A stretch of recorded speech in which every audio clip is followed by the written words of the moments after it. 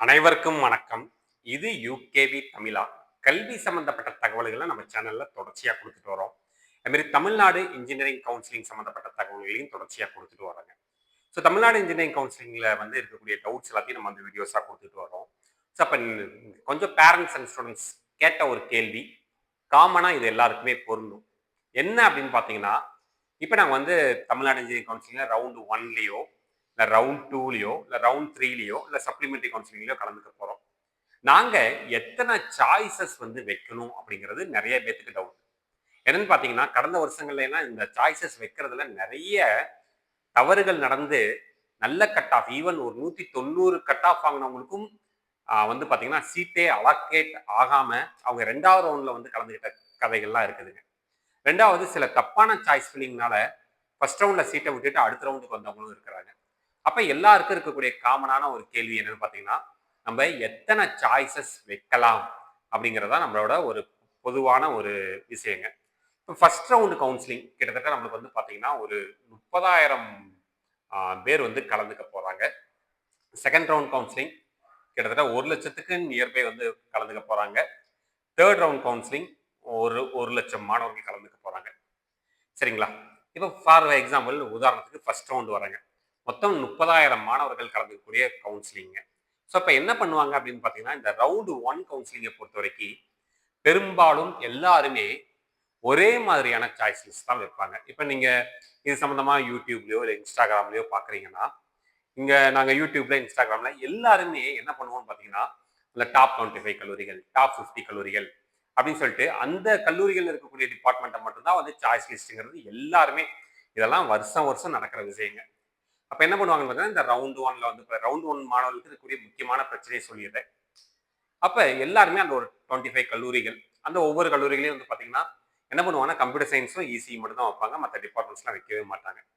அப்ப என்னன்னா, computer science ரிலேட்டடா ஒரு 4, 5 டிபார்ட்மெண்ட், இசிஇ ரிலேட்டடா ஒரு 2 டிபார்ட்மெண்ட், ஒரு கல்லூரிக்கு வந்து பார்த்தீங்கன்னா, ஒரு 5லிருந்து 5 உதாரணத்துக்கு ஒரு 5 டிபார்ட்மெண்ட் வைக்கிறாங்கன்னு வச்சுக்கோங்களேன்.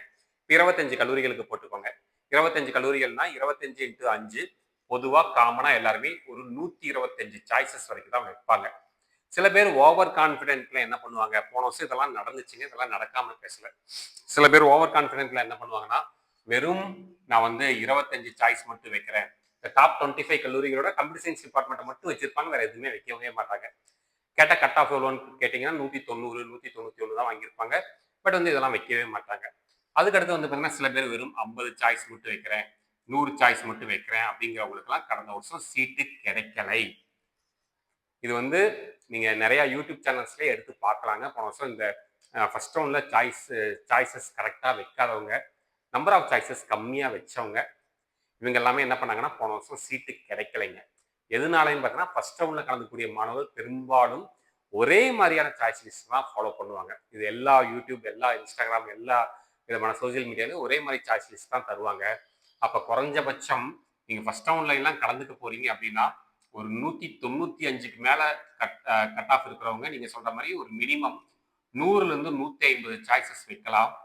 அதே மாதிரி வந்து பார்த்தீங்கன்னா, 190 கட் ஆஃப் இருக்கிறவங்கலாம் குறைஞ்சபட்சம் 200 சாய்ஸஸ் வரைக்கும் வைக்கணும். 180 கட் ஆஃப்க்கு மேல இருக்கவங்கலாம் குறைஞ்சபட்சம் ஒரு 300 சாய்ஸ்க்கு மேல வைக்கணும். இந்த 171.5 இருக்கவங்கலாம் ஒரு 350 டு 400 சாய்ஸஸ் வச்சா மட்டும்தான் நம்மளுக்கு வந்து சீட்டுங்கிறது உறுதியாகும். அப்படி இல்லைங்கிற பட்சத்தில் நம்மளுக்கு வந்து சீட்டு மற்ற யாருமே வைக்காத டிபார்ட்மெண்ட்ஸ் வச்சிருந்தோம்னா நம்மளுக்கு வந்து சீட்டு கிடைக்கலாமே தவிர்த்து, மற்றபடி வந்து பார்த்தீங்கன்னா சீட்டு வந்து கேன்சல் ஆகி போன வருஷம் கிட்டத்தட்ட ஃபர்ஸ்ட் ரவுண்ட்ல இருந்து செகண்ட் ரவுண்டுக்கு கிட்டத்தட்ட ஆயிரக்கணக்கான மாணவர்கள் வந்ததா ஒரு தகவல் இருக்குது. செகண்ட் ரவுண்ட்ல இருந்து தேர்ட் ரவுண்டுக்கு போறப்பெல்லாம் ஒரு அது வந்து அந்த ஸ்ட்ரென்த்துங்கிறது கிட்டத்தட்ட ஃபர்ஸ்ட் ஒரு 10,000 பேர் வந்து பார்த்தீங்கன்னா செகண்ட் ரவுண்ட் அண்ட் ஃபர்ஸ்ட் ரவுண்ட்ல சீட்டு கிடைக்காம தேர்ட் ரவுண்டுக்கு வந்தவங்க எல்லாம் வந்து இருக்கிறாங்க. போன வருஷத்துலாம் நடந்த கதைங்க. அப்ப நீங்க இத்தனை சாய்ஸஸ் வைக்கணும். Okay sir. இப்ப நீங்க சொல்றீங்க, ஃபர்ஸ்ட் ரவுண்டுக்கே நீங்க என்ன சார் 200 சாய்ஸ் வைங்கங்கிறீங்க, 300 சாய்ஸஸ் வைங்கங்கிறீங்க. அப்ப நாங்க செகண்ட் ரவுண்ட் மாணவர்கள் மற்றும் தேர்ட் ரவுண்ட் மாணவர்கள்லாம் என்ன சார் பண்றது? ஸோ செகண்ட் ரவுண்ட் மாணவர்கள்லாம் குறைஞ்சபட்சம் எல்லாருமே என்ன பண்ணுவாங்க அப்படின்னு பார்த்தீங்கன்னா, நம்மளுக்கு வந்து ஒரே மாதிரியான கவுன்சிலிங் ப்ராசஸ், அதாவது ஒரே மாதிரியான சாய்ஸஸ் வைக்கிறதுக்கான வாய்ப்புகள் கம்மி. ஏன்னா, இந்த ஒரே மாதிரியான சாய்ஸஸ்லாம் யார் வைப்பாங்கன்னு பார்த்தீங்கன்னா, ரவுண்ட் 1ல இந்த டயர் 1 கல்லூரிகள் இருக்கக்கூடிய சீட்ஸ் எல்லாம் முடிச்சிருவாங்க. அடுத்து வந்து இங்க வந்து பார்த்தீங்கன்னா, டயர் 2 கல்லூரிகள் வருங்க. ஸோ இப்போ இந்த டயர் 2 கல்லூரிகளையும் கிட்டத்தட்ட ஒரு ஒரு 20 கல்லூரிகள் வந்து காமனாக எல்லாருமே வைக்க ஆரம்பிப்பாங்க.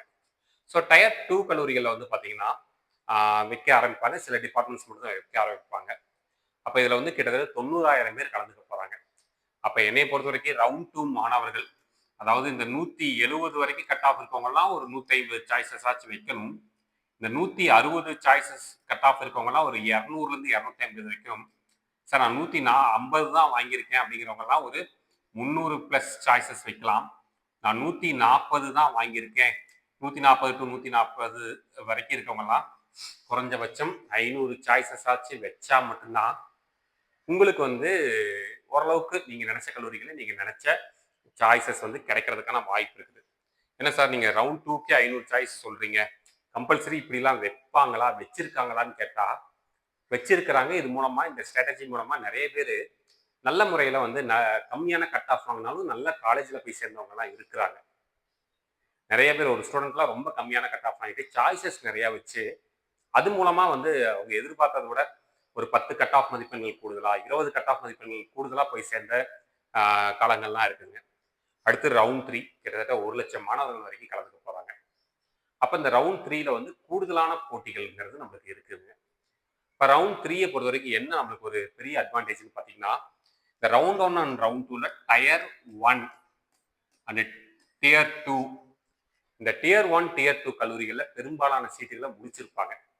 அப்போ நம்மளுக்கு ஆட்டோமேட்டிக்காக என்னன்னு பார்த்தீங்கன்னா, இங்கே தான் வந்து டியர் 3 கல்லூரிகளே ஓப்பன் ஆகும். அப்போ இந்த டியர் 3 கல்லூரிகளில் நிறைய நல்ல கல்லூரிகளும் இருக்குதுங்க, இல்லாமலாம் இல்லை. சில கல்லூரிகள்லாம் ஸ்டாண்டர்டாக இருப்பாங்க. நீங்கள் எத்தனை புதுசாக கல்லூரிகள் இருந்தாலும் அந்த கல்லூரிகளோட ஸ்டாண்டர்ட்ஸ்லாம் மாறவே மாறாது. அப்போ இந்த டியர் 3 கல்லூரிகளில் வந்து என்ன பண்ணுவாங்கன்னு பார்த்தீங்கன்னா, இந்த ரவுண்ட் 3 மாணவர்கள் என்ன பண்ணுவாங்க அப்படிங்கிறதையும் சொல்லிடுறேன். ரவுண்ட் 3 மாணவர்கள் பெரும்பாலும் அந்தந்த மாவட்டங்களுக்குள்ளேயே சேர ட்ரை பண்ணுவாங்க. அப்போ நீங்கள் என்ன பண்ணணும் பார்த்தீங்கன்னா, உங்கள் மாவட்டங்களில் இருக்கக்கூடிய பெரும்பாலான டியர் 3 கல்லூரிகளை வந்து நீங்கள் வந்து தேர்ந்தெடுத்து அதோட சாய்ஸஸ் வைக்கலாம். அப்போ வந்து நிறையா சாய்ஸஸ் வைக்கணும்னு கிடையாது. ஏன்னா உங்களுக்கு வந்து டியர் 3 போகிறப்ப, அதாவது ரவுண்ட் 3 போகிறப்ப உங்களுக்கு வந்து நிறையா கல்லூரிகளில் இருக்கக்கூடிய வேகன்சிங்கிறது தெளிவாக தெரிஞ்சிருங்க.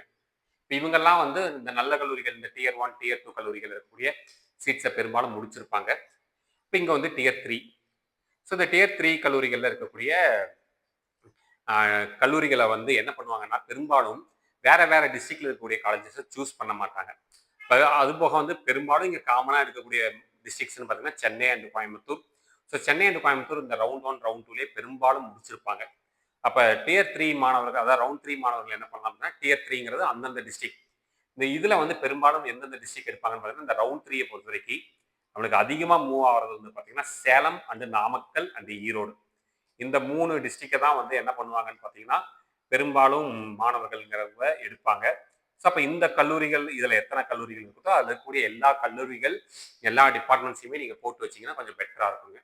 தென் வந்து பார்த்தீங்கன்னா இந்த மதுரை ரீஜன், மதுரை, விருதுநகர், இந்த ரீஜியன், சிவகங்கை, இந்த மாதிரியான ரீஜியன்ஸ் எடுப்பாங்க. பெரும்பாலும் கன்னியாகுமரி மாவட்டத்தில் நிறைய கல்லூரிகள் இருக்குது. ஸோ அப்போ அதுக்கு தகுந்த மாதிரி நம்பர் ஆஃப் சாய்ஸஸ்ங்கிறது அதிகப்படுத்தும். 500 சாய்ஸ், 600 சாய்ஸ் அப்படிலாம் கொடுக்கலாம். பட் இல்லை நான் கம்மியாக கொடுக்குறேன்னா நீங்கள் என்ன பண்ணலாம்னா, அதாவது மாணவர்கள் நிறைய பேர் தேர்ந்தெடுக்காத கல்லூரிகளை எடுத்து வச்சு நீங்கள் வந்து கொடுத்தீங்கன்னா ரவுண்ட் 3க்கு வந்து மாணவர்களுக்கு அது யூஸாக இருக்குங்க. ஸோ கம்மியான சாய்ஸஸ் கொடுக்காதீங்க. ஏன்னா சாய்ஸ் ஃபில்லிங் பண்ணுறதுங்கிறது ரொம்ப பெரிய வேலையெல்லாம் கிடையாதுங்க. அதில் சின்ன சின்ன சோம்பேறித்தனங்கள் பார்த்தீங்கன்னா உங்களுக்கு சீட்டு கிடைக்காம போகிறதுக்கும் வாய்ப்பு இருக்குது. அதுபோக நீங்கள் நினைச்ச சீட்டு கிடைக்காம போகிறதுக்கும் வாய்ப்புகள்ங்கிறது இருக்குது. சரியான முறையில் சாய்ஸ் ஃபில் பண்ணுங்க, சரிங்களா? இந்த மாதிரி கண்டினியூஸாக உங்களுக்கு வந்து இன்ஜினியரிங் கவுன்சிலிங் சம்மந்தப்பட்ட A to Z டவுட்ஸ் இருக்கிறவங்க யூகேவி தமிழா அப்படிங்கிற இந்த யூடியூப் சேனலை சப்ஸ்கிரைப் பண்ணிக்கோங்க. மற்றும் இந்த வீடியோ உபயோகமாக இருக்கு நீங்கள் ஃபீல் பண்ணீங்கன்னா உங்களுக்கு தெரிஞ்ச மாணவர்கள் மற்றும் பெற்றோர்களுக்கு இந்த வீடியோ ஷேர் பண்ணுங்க. மிகவும் நன்றி.